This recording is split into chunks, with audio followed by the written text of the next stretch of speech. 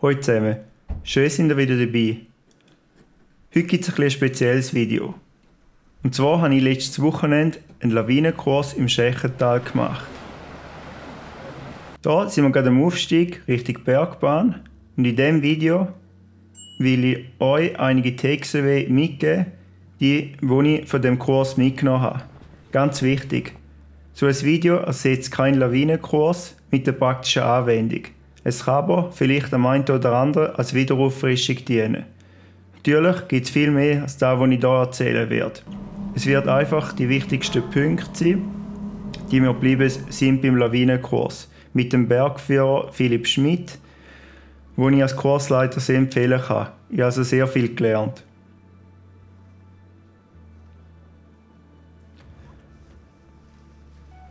Grundsätzlich gibt es 3 Lawinenhauptarten. Lockerschneelawine, Gleitschneelawine und Schneebrettlawine. Lockerschneelawine löst sich von einem Punkt. Die sieht man häufig im kleinen Ausmaß, wenn man von einem Punkt ein bisschen Schnee runterkugelt. Die können auch aus Nassschnee sein, dann sind sie in der Regel grösser und gefährlicher. Die anderen beiden Lawinenarten lösen sich rissartig im Hang.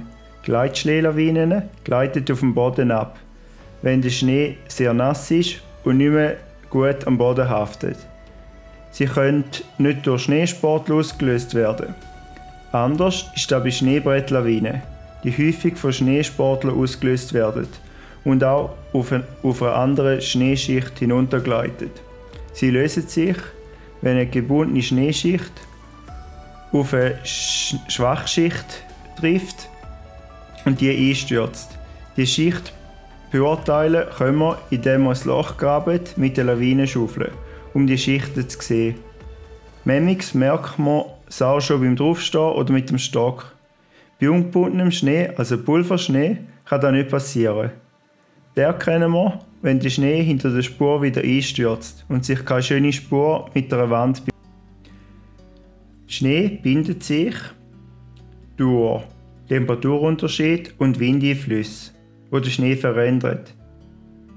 Bei Schnee relevant sind etwa die obersten 1 bis 1,5 Meter. Alles, was darunter ist, muss nicht interessieren, weil der Impact, den wir drauf haben, viel zu gering ist. Neben der Schichtung braucht es einen genügend steilen Hang. Es muss mindestens 30 Grad steil sein.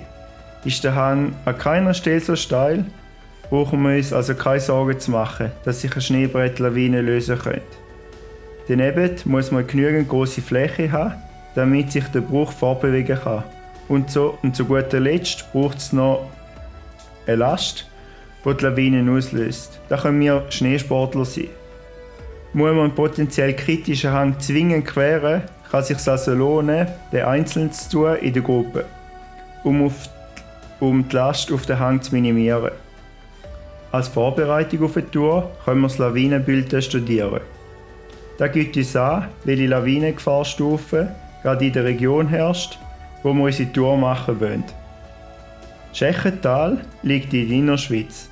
Dort herrscht im Moment die Stufe 2 in allen Exponentiellen über 2000 Meter. Das bedeutet, dass wir Stufen abziehen dürfen, wenn unsere Tour unter 2000 Meter ist.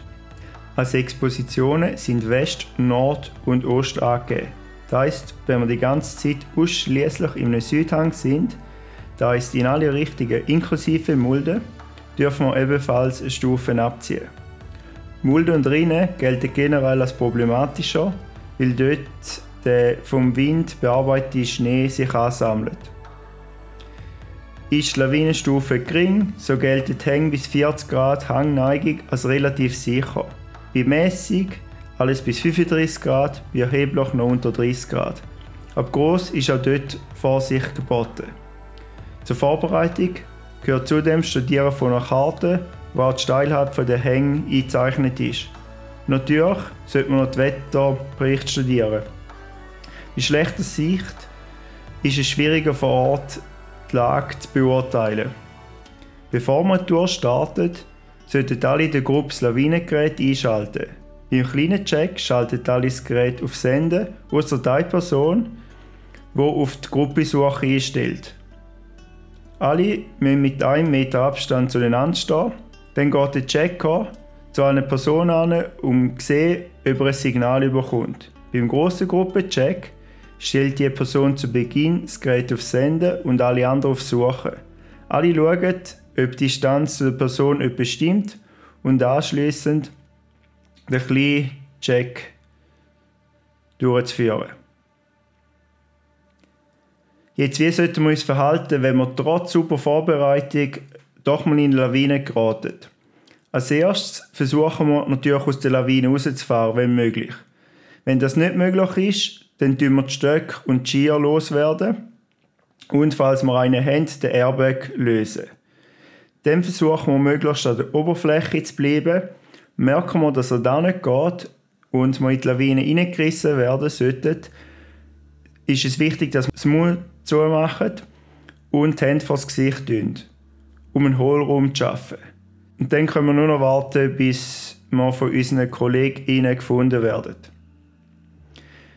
Wie gehen wir vor, wenn wir eine Person aus der Lawine retten müssen? Als erstes schätzen wir ab, ob für uns selber eine Gefahr herrscht. Wenn nicht, dann schalten wir unser Gerät ein auf Suche, also von Senden auf Suche, und laufen dann den Lawinenbereich im Zickzack ab, mit maximal 25 Meter Distanz zu einem anderen Punkt. Sonst kann es passieren, dass wir in toten Winkel kommen und die Person so verfehlen. Das machen wir, bis das Gerät Signal anzeigt. Dann weist uns das Signal auf dem Weg und dann können wir einfach am Gerät folgen, wo es uns anzeigt. Etwa 5 bis 7 Meter vor dem Ziel ziehen wir unsere Ski und Stöcke aus und gehen mit dem Gerät möglichst nah am Boden. Dann folgen wir weiter am Signal, bis der Minimalwert überschritten ist. Dann gehen wir zurück bis zum Minimalwert und markieren den Boden. Dann bewegen wir das Lawinengerät noch in die zweite Dimension, ohne die Orientierung aber vom Gerät zu verändern, und suchen auch dort die minimale Distanz. Haben wir die gefunden, so markieren wir dort mit einem Gegenstand, zum Beispiel ein Händchen, und nehmen dann die Sonde und die Schaufel aus dem Rucksack raus. Die Sonde stecken wir dann an den Ort ein, wo wir markiert haben, und dann fangen wir an, in selber Gegend um die Stelle herum, ringförmig oder quadratisch, die Sonde einzustecken, bis wir auf einen weichen Gegenstand führen. Das machen wir so lange, bis wir etwa 90 cm vom Mittelpunkt entfernt sind. Wenn wir es dann immer noch nicht gefunden haben, dann lohnt es sich, das Lawinengerät dafür zu nehmen und nochmal den mittleren Punkt zu suchen und erst dann wieder die Sonde zu nehmen. Sollten wir auf einen weichen Gegenstand stoßen, so holen wir den Schaufel und tun etwa auf 30 cm Entfernung im Boden stechen und runtergraben. Je näher wir in die Tiefe kommen, wo die Person ist, desto sanfter gehen wir vor, um die Person nicht zu verletzen. Schaffen wir es, die Person in unter 15 Minuten freizukommen, das heisst in erster Linie das Gesicht, so ist die Überlebenschance über 90%. Sind weitere Personen verschüttet, so markieren wir die Person und beginnen am Ort, wo wir das erste Signal empfangen haben, wieder mit der Signalsuche. Sind bei allen Personen mindestens gesichtsfrei, also können alle wieder gut schnaufen, alarmieren wir die Luftrettung. Bei mehreren Suchpersonen kann es auch schon zu Beginn eine Person machen, die die Luftrettung alarmiert. Sind wir allein, hat aber die Suche erste Priorität, weil das Alarmieren wertvolle Zeit verstreichen lässt. Wenn man Kopfhörer dabei hat, kann man unter Umständen auch schon direkt anrufen und mit Suchen anfangen. Ich hoffe, das Video hat euch gefallen. Falls ja, würde ich mich über einen Daumen nach oben freuen. Sollte ich etwas Wichtiges vergessen haben, dürft ihr gerne in die Kommentare schreiben. Und auch über andere Kommentare freue ich mich sehr. Falls du keine zukünftigen Videos von mir verpassen willst, freue ich mich über dein Abo. Bis zum nächsten Video. Euer Benjamin.